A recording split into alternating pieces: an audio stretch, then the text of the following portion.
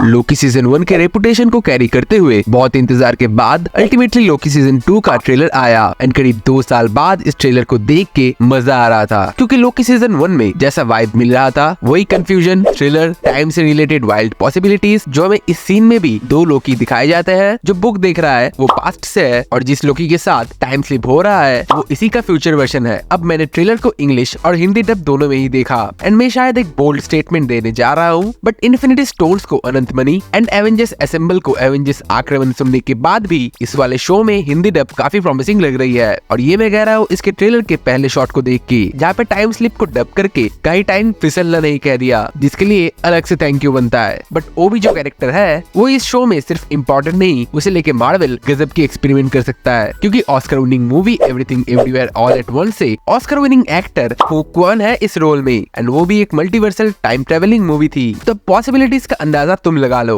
और इस वाले सीन में हम जो जेट स्कीस देखते हैं ये असल में सीजन 1 से मोबियस का सपना था, जहाँ पे उसे जेट स्कीस राइड करना था जो हुआ नहीं। एंड ये वाला सीजन 2 का जो मोबियस है बिल्कुल ही अलग है, जिसे हमने सीजन 1 के एंड में देखा था। एंड कहीं न कहीं ये वाला मोबियस पहले वाले से थोड़ा डिफरेंट तो साउंड कर रहा है, अब आगे पता नहीं। बट इस सीन में जो एक्टर दिखाए जाते हैं उनका कैरेक्टर का नाम है ब्रैड वुल्फ, जो एक TVA का करप्ट एम्प्लॉय है जो टाइम ट्रेवल करके यहाँ आ गया। एंड ये दोनों सीन सेम है, तो बाद में कहीं भूल न जाऊं तो अभी मैंने बता दिया। बट ये जो नाम है ज़ेनिएक, ये असल में मार्वल कॉमिक में मौजूद एक डार्क डिमेंशन का पैरासाइट है। डार्क डिमेंशन में कौन रहता है ये सबको बता, जिसे लेके शी हल्क में एक बहुत बड़ा रेफरेंस मारा गया था। याद आया कुछ? मेफिस्टो। और दूसरी तरफ सिल्वी की बात की जाए तो सिल्वी अपनी नॉर्मल लाइफ मैकडॉनल्ड्स में बिता रही थी जब उसे ये दिखा, और तब शायद सिल्वी को पता चला कि कुछ भारी मिस्टेक कर दिया है उसने, तो फिर से टीम अप करेगी अपनी लोकी से। बस इस बार लोकी फिर से अपना कटवाना ले। बट B-15 भी इस मिशन में काफी जगह दिखी और रमोना रेनस्लेयर भी दिखी अपने मजनू के पीछे, क्योंकि ऑब्वियसली रमोना या विक्टर टाइमली की हेल्प करने आई थी पास्ट में। और शायद ये पूरा शो ही पर्टिकुलरली विक्टर टाइमली के ऊपर बेस्ड होगा, क्योंकि पूरे ट्रेलर में सिर्फ एक ही गैंग का सीन दिखा जो हमने एंटमैन क्वांटमेनिया में देखा था, क्योंकि जोनाथन मेजर्स को लेके जो लॉसूट चल रही है उसी वजह से उन्हें ट्रेलर से पूरा वाइप आउट कर दिया गया। बट रमोना श्योरली इस सीन में एलियट के सामने खड़ी है, तो शायद विक्टर टाइमली आगे जाके ही हू रिमेन्स बनेगा। बट इस सीन में सिल्वी विक्टर टाइमली को पेल रही है। अभी ये थोड़ा कंफ्यूजिंग हो सकता है, क्योंकि मेरे हिसाब से विक्टर टाइमली ने अभी भी TVA बनाया नहीं, जबकि मिस मिनट और प्रूनिंग डिवाइस वो बना चुका है। मतलब TVA अभी भी उसके प्लान्स में है और उसने अभी भी किसी के लाइफ को कंट्रोल करना चालू नहीं किया।